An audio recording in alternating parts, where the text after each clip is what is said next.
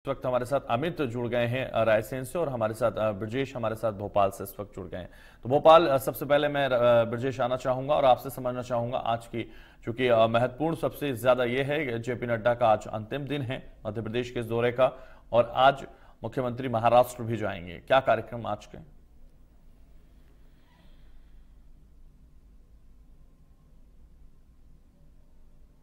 ब्रजेश, मेरी आवाज आप तक पहुंच पा रही है? बैठक को संबोधित किया था और दूसरे दिन जबलपुर में लगातार उन्होंने बैठकें की थी, कार्यक्रम आयोजित किए थे।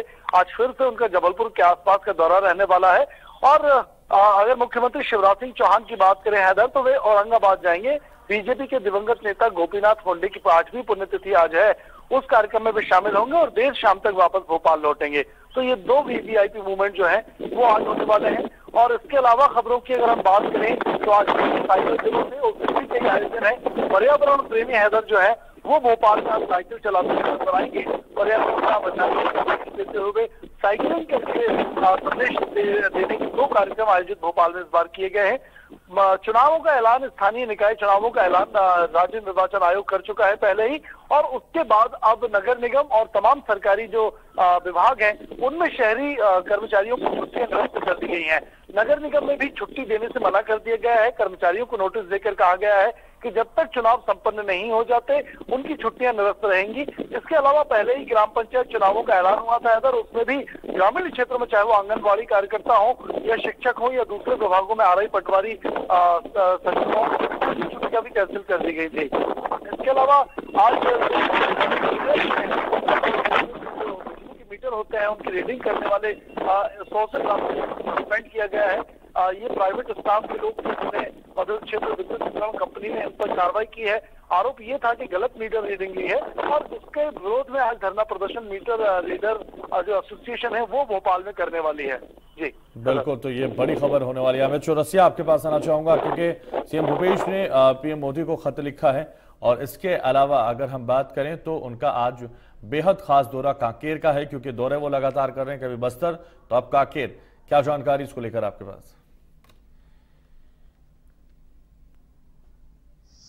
बिल्कुल हैदर, जिस तरीके से मुख्यमंत्री भूपेश बघेल का एक बार फिर से भेंट मुलाकात कार्यक्रम शुरू हो गया और जिस तरीके से कांकेर जिले के भानु प्रतापपुर विधानसभा क्षेत्र में आज वह दुर्ग कोंदल जाएंगे, गीत पहर जाएंगे और भानुबेड़ा जाएंगे, तो एक तरह से कह सकते हैं कि मुख्यमंत्री भूपेश बघेल एक बार फिर से 3 गांवों का दौरा करते नजर आएंगे। उनसे वहां पर लोगों से, ग्रामीणों से रूबरू होंगे, वहां से उनकी समस्याएं जानेंगे, उनकी समस्याओं का त्वरित निराकरण करेंगे। वहीं इस जिले के जो विधानसभा क्षेत्र है वहां पर करोड़ों की सौगात देते भी नजर आएंगे। तो मुख्यमंत्री भूपेश बघेल का ये दौरा फिर से एक बार शुरू हो गया और बस्तर संभाग के ही दौरे पर अभी मुख्यमंत्री भूपेश बघेल चल रहे हैं क्योंकि बस्तर संभाग और सरगुजा संभाग पर न केवल भाजपा फोकस करती नजर आ रही है मिशन 2023 को लेकर, तो वहीं कांग्रेस ने भी पूरी तरीके से अब कमान सीएम को सौंप दिया और सीएम अब बस्तर और सरगुजा संभाग के दौरों पर चल रहे हैं और इस तरीके से उनका सभी संभागों में इस समय जाना है। इस दौरान वह 90 विधानसभा क्षेत्रों में पहुंचेंगे। 90 दिनों में लगातार वो पहुंचकर वहां लोगों से मुलाकात करेंगे, रूबरू होंगे। इसी के साथ अगर मैं बात करूं, यहां पर केंद्रीय कानून मंत्री किरण रिजिजू का कार्यक्रम भी कल यहां 4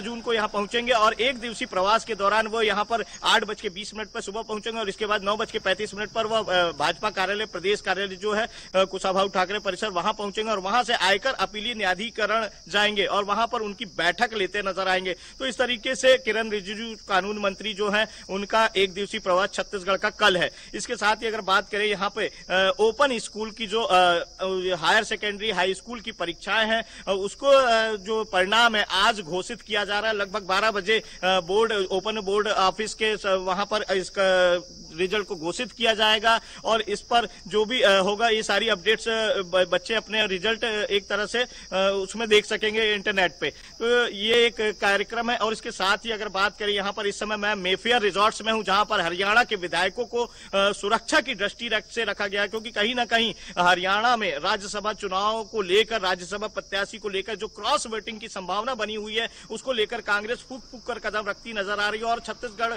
चूंकि काफी सेफ माना जा रहा है क्योंकि क्योंकि छत्तीसगढ़ में बहुमत की सरकार है और मुख्यमंत्री भूपेश बघेल लगातार जिस तरीके से राष्ट्रीय स्तर पर छाते नजर आ रहे हैं, वहीं दूसरी तरफ उन्होंने एक तरह से छत्तीसगढ़ को हरियाणा के विधायकों का सुरक्षा गढ़ बना दिया है। तो यहाँ पर मुख्यमंत्री भूपेश बघेल द्वारा यहाँ पर सभी 27 विधायकों समेत 32 लोगों को यहाँ रखा गया है। अजय माकन जो कि राज्यसभा के प्रत्याशी है वह भी यहाँ पर पहुंचे हुए हैं और यहाँ पर इतनी सुरक्षा व्यवस्था के बीच इन सभी विधायकों को रखा गया है कि यहाँ पर कोई भी आ जा नहीं सकता है और बड़ी संख्या में यहाँ पर सीएएफ की टुकड़ी और पुलिस जवान लगाए गए हैं। हैदर, बिल्कुल, तो बड़ी सुरक्षा के बीच ये लगातार जारी है और वहां कोई आ नहीं सकता। लेकिन अमित, अगर हम बात करें जिस तरह से खत लिखा गया प्रधानमंत्री को, ये कौन सी राशि है जो मांगी जा रही है वापस, क्योंकि इस खत के बारे में लगातार चर्चाएं हो रही हैं।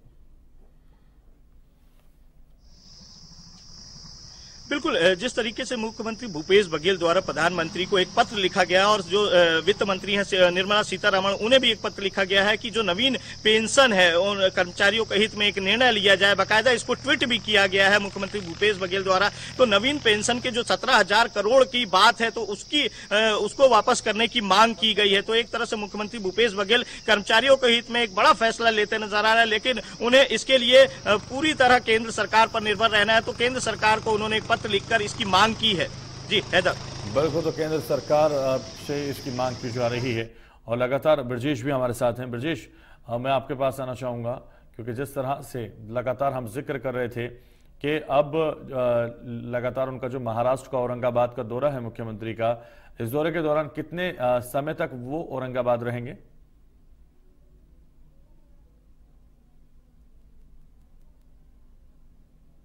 दिवंगत नेता थे, केंद्रीय मंत्री थे गोपीनाथ मुंडे, उनकी 8वीं पुण्यतिथि आज है हैदर, और उसमें वे शामिल होंगे, भावभीनी श्रद्धांजलि अर्पित करेंगे, पुष्प अर्पित करेंगे और जो परिवार है मुंडे परिवार उससे मेल मुलाकात करेंगे। इस दौरान वे कई नेता भी केंद्रीय नेता बीजेपी के उस कार्यक्रम में शामिल होने वाले हैं, तो उनसे भी मेल मुलाकात मुख्यमंत्री शिवराज सिंह चौहान करेंगे और शाम को वे वापस भोपाल लौटेंगे। तो ये पूरा आज का दौरा कार्यक्रम उनका औरंगाबाद का रहने वाला है।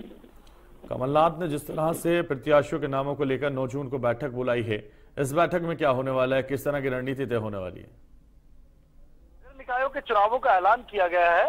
राज्य निर्वाचन आयोग ने 2 दिन पहले ही तारीखों का ऐलान किया है। 2 चरणों में ये चुनाव होंगे और इसीलिए कांग्रेस ने अब कमर कस ली है। बीजेपी ने भी लगातार अपना समितियों का ऐलान किया था और कांग्रेस ने भी चुनाव प्रबंधन समिति की बैठक बुलाई है। इस मामले में निकाय प्रकोष्ठ उनका जो है वो भी उसमें शामिल रहने वाले हैं। तमाम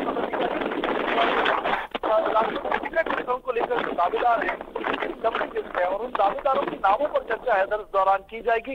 टिकट वितरण के जो प्राथमिकताएं हैं, जो क्वालिटीज हैं, उस पर चर्चा की जाएगी कि किसको टिकट दिया जाए।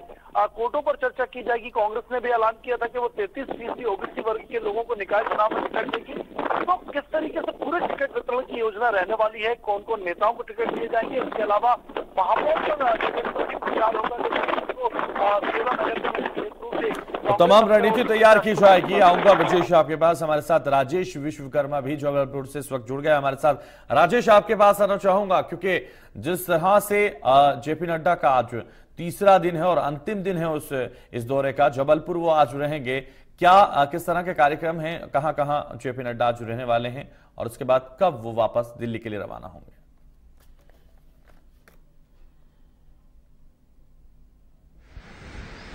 बिल्कुल हैदर, देखिए आपको बता दें कि तीसरा दिन है आज बीजेपी के राष्ट्रीय अध्यक्ष जेपी नड्डा के प्रवास का और 2 दिन लगातार उनके व्यस्त कार्यक्रम थे, जहां बूथ मंडल की बैठक से लेकर उन्होंने बीजेपी के प्रदेश कोर कमेटी की बैठक तक ली है और सुबह से लेकर रात तक कहीं ना कहीं कार्यकर्ताओं से मेल मुलाकात का दौर उनका जारी था। जो बीजेपी के दिग्गज नेता हैं उनसे मेल मुलाकात का दौर जारी था। आज का दिन जो है वो उन्होंने रिजर्व रखा क्योंकि अपनी ससुराल में वो हैं और आज कहीं ना कहीं परिवार से मुलाकात और परिवार के लोगों के लिए उन्होंने समय जो है वो रिजर्व रखा हुआ है।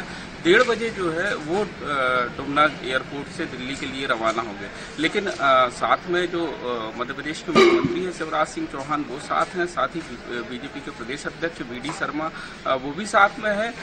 जो प्रोग्राम है वो मुख्यमंत्री शिवराज सिंह चौहान के जरूर आए हैं कि 10 बजे पौधारोपण सर्किट हाउस में करेंगे। इसके अलावा अनुसूचित जाति वर्ग की चौपाल है उसमें कहीं ना कहीं वो शामिल होंगे।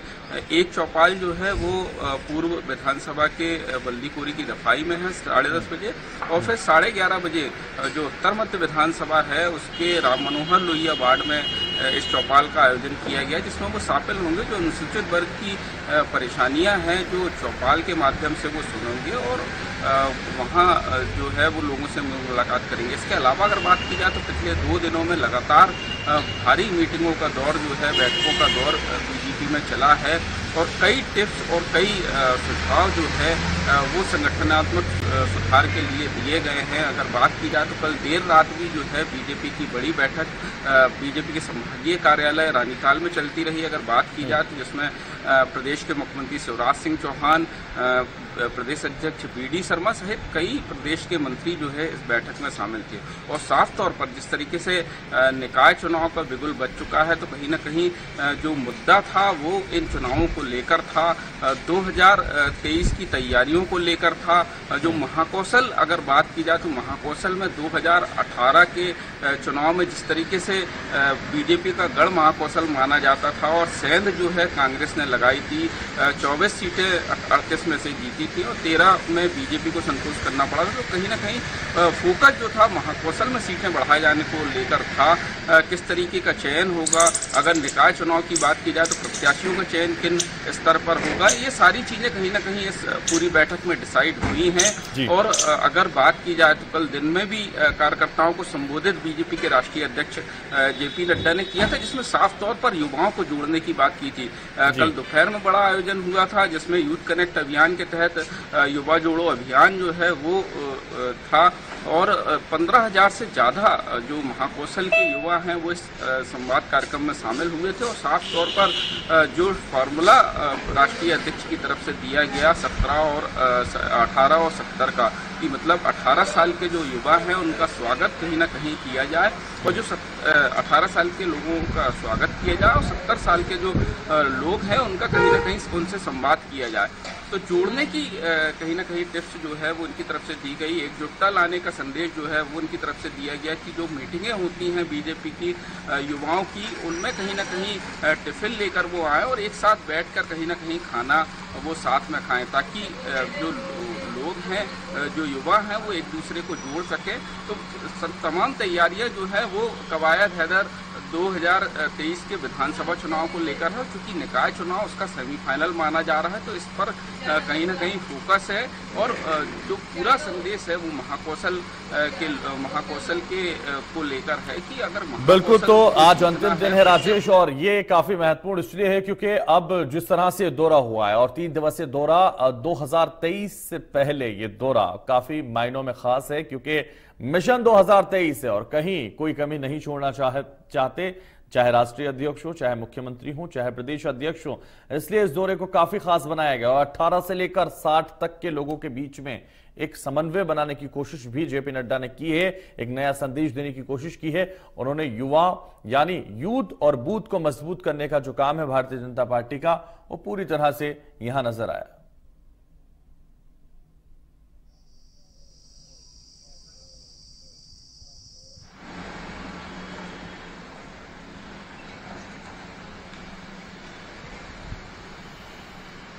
राजेश, आवाज पहुंच पा रही है मेरी आप तक?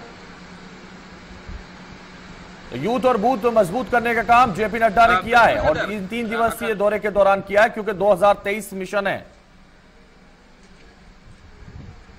बिल्कुल हैदर, आपने सही कहा। मिशन 2023 की तैयारी में बीजेपी जुटी हुई है और जो मैंने कहा कि जिस तरीके से महाकौशल बीजेपी का गढ़ माना जाता था, 2013 में बीजेपी यहां से 24 सीटें जीत कर आई थी 38 सीटों में से, और कांग्रेस को 13 सीटें मिली थी। लेकिन 2018 में ये स्थिति पूरी उल्टी हो गई और कांग्रेस जो है वो 24 सीटें जीत कर लाई और कहीं ना कहीं सत्ता वापस जो है सत्ता कांग्रेस बीजेपी से छीन ली थी। लेकिन अब इस गढ़ को बचाना है और इसी की कवायद जो है कहीं ना कहीं बीजेपी कर रही है।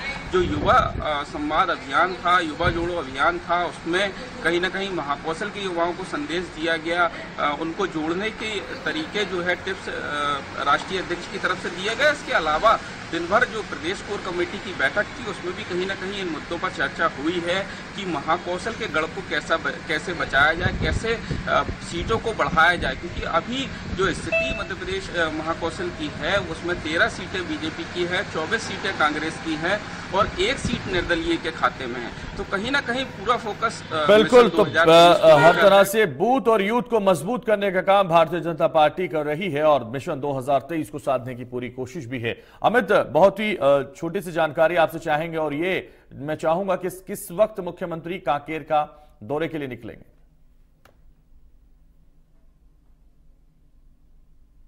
बिल्कुल हैदर, जिस तरीके से मुख्यमंत्री भूपेश बघेल का भेंट मुलाकात कार्यक्रम का आज फिर से दौरा शुरू हो रहा है, जिस तरीके से आज यहाँ 10:30 बजे हेलीपैड रायपुर से वह रवाना होंगे और लगभग 11:15 बजे वह कांकेर जिले के भानु प्रतापपुर विधानसभा क्षेत्र में पहुंचेंगे, जहां से गीत पहर में वह सबसे पहला उनका पड़ाव होगा और उसके बाद दुर्ग कोंदल में है और उसके बाद भानुबेड़ा में है। तो इस तरीके से देर शाम तक यहाँ पर वह 3 गांवों को कवर करते नजर आएंगे और इसके बाद अगर बात करेंगे तो रात्रि विश्राम वह भानु प्रतापपुर विधानसभा क्षेत्र में ही करेंगे। जी हैदर। बिल्कुल, तो रात्रि विश्राम वो भानुपुर क्षेत्र में ही करेंगे और ये काफी महत्वपूर्ण है। बहुत शुक्रिया हमारे साथ जुड़ने के लिए अमित, और हमारे साथ राजेश विश्वकर्मा जुड़े, ब्रजेश हमारे साथ जुड़े, आपका भी बहुत शुक्रिया। फिलहाल इस बुलेटिन में बस इतना ही, दीजिए मुझे इजाजत और आप देखते रहिए इंडिया न्यूज। मध्य प्रदेश, छत्तीसगढ़ की हर खबर सीधे आपके मोबाइल फोन पर। अभी सब्सक्राइब करें हमारा चैनल और पाएं पल पल की खबर।